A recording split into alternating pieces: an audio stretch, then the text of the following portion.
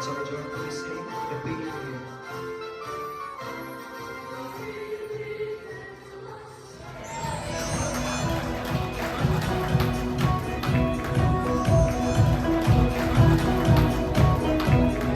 And for the PDA, trustee.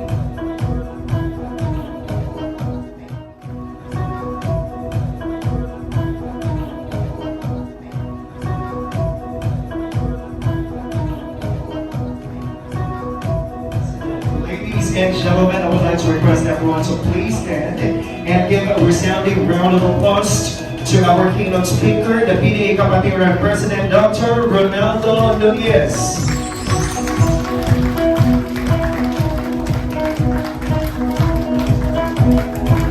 Welcome to the 47th induction ceremony of thanking of the new members on September 4, 2024. Ladies and gentlemen, one more time, let's give our PDA officers a big round of applause, please. Embodying his commitment to excellence and services in both professional and family life. May I now request everyone to please rise and give our resource person and the keynote speaker a round of applause. Please welcome the 150th PDA President, Dr. Ronaldo Ronnie Pascua Nunez. Thank you very much. You may now be seated. Thank you to my dear brother, fraternal brother in Alpha Phi Omega Dental Association of the Philippines. It's an honor for me to introduce by our former Vice President for Mindanao as well, Dr. Jay Perey, and honored and as well worried that you might say any personal things about me. But however, thank you for your kind introduction, no? To share also in your young career your professional services to the chapter and be an active member of your chapter. Why? Because you need to establish at this early point of time in your career to become a PDA member with good standing. So meaning you really need to become an active member of your chapter. Number 2 of my major goal, my dear colleagues, is to have a very innovative and impactful public health projects. Our PDA is already now another project for public health. Tatlo lamang po ang gagawin namin ni Kuya Robert. The caries prevalence, the alignment of the 70-20 from the DOH, and the oral health, oral mismo, which we are doing right now. Issue or pressing issue of the department agency is the DOH. And I do believe Dr. Robert already released a memo for surveying dental clinics for our clinics to be accredited by the DOH already. To offer our standard of care and with our facilities. It's not making it difficult for us. In fact, it will be our advantage. Why? If we have calibrated our treatment already in our facilities, we can also give a standard fee. And if I may quote from a well-known British theologian, C.S. Lewis, that humble leadership doesn't mean you think yourself less, but it means you think less of yourself and you think more of your team. My dear members of the PDA Zamboanga District Chapter, you are one of my teammates. I cannot do this alone. I need your full support, cooperation, and collaboration for us to champion all these advocacies. And once again, as your humble servant leader, let me request you to reflect on our batch name, Kapatiran, and be brothers and sisters in our dental profession. And we set aside our individual differences, but extend our utmost courtesy and understanding with one another. And let us all stay united and stronger with our team, PDA Strength and Unity. Daghang salamat, mabuhay po ang PDA Zamboanga District Chapter, and a pleasant good evening once again.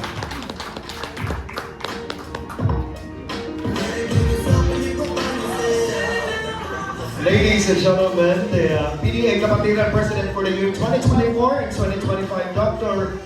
Ronaldo Nunez.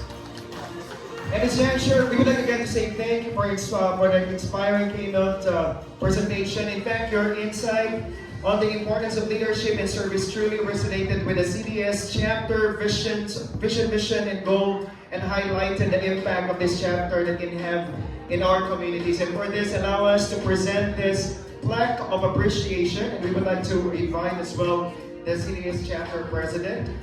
This plaque of appreciation to the PDA Kapatiran President is the grateful recognition and sincere appreciation on his support to the Zamboanga del Sur Dental Chapter as keynote speaker, given this 4th day of September 2024.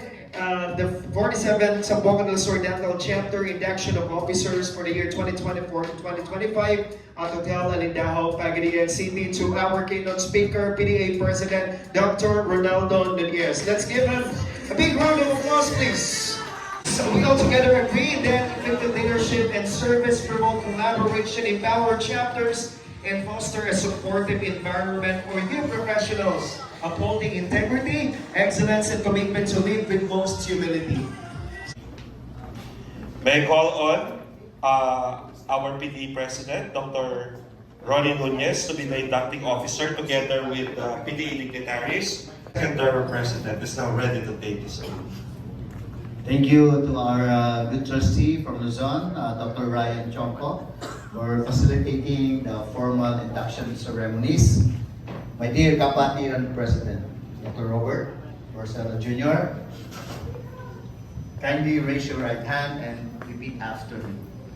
I, please state your name, I, Roberto Orlianos Barcela Jr., having been elected as, state your position in the chapter having been elected as President of the PDA Zamboanga del Sur Chapter of the Philippine Dental Association Incorporated, of the Philippine Dental Association Incorporated, hereby solemnly swear hereby solemnly swear that I will faithfully and diligently discharge, that I will faithfully and diligently discharge, to the best of my ability, to the best of my ability, the duties of my present position, the duties of my present position, and of all others and of all others I may hereafter hold I be hereafter hold in the Philippine Dental Association Incorporated. in the Philippine Dental Association Incorporated, That I will obey the laws and legal orders that I will obey the laws and the legal legal orders orders promulgated by the duly constituted authority, promulgated by the duly constituted authorities, that I will impose the supreme obligation that I will impose this supreme obligation upon myself voluntarily, without mental reservation without mental reservation or purpose of evasion. purpose of evasion. So help me God. So help me God. Congratulations, Dr. Robert. You are now, again, the President of the PDA Zamboanga del Sur Chapter as Kapatiran President. Our President will now present and don the Presidential Medallion together with the badge Kapatiran name.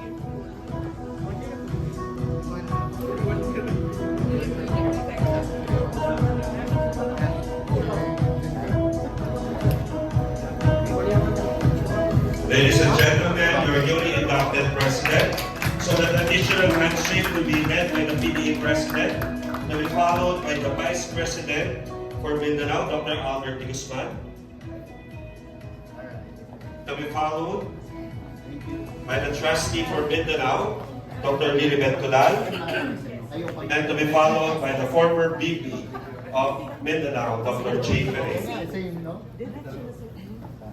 And of course, I would like also to request the Council of Past President for the traditional handshake. And after that will be the traditional photo shoot together with the Council of Past Presidents.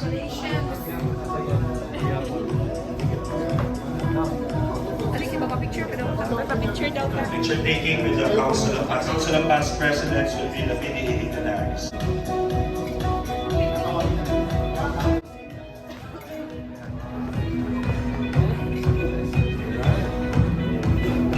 One, two, three. Right. Okay. Wala pa. Napadre. Ako ara okay.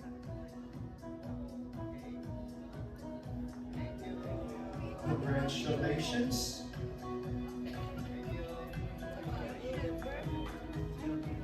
Do hereby solemnly swear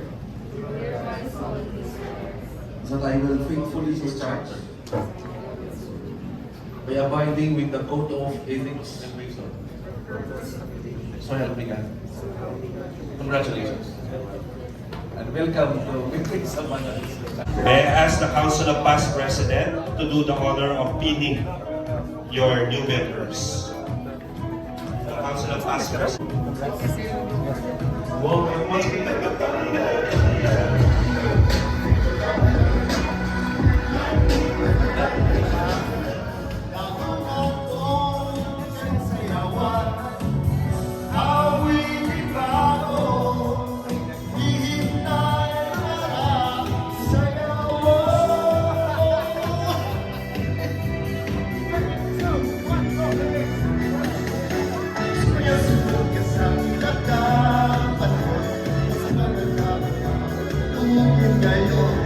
Sumayaw-sunod ka sa iyong taglang panahon, mag-isama, mag-enjoy ka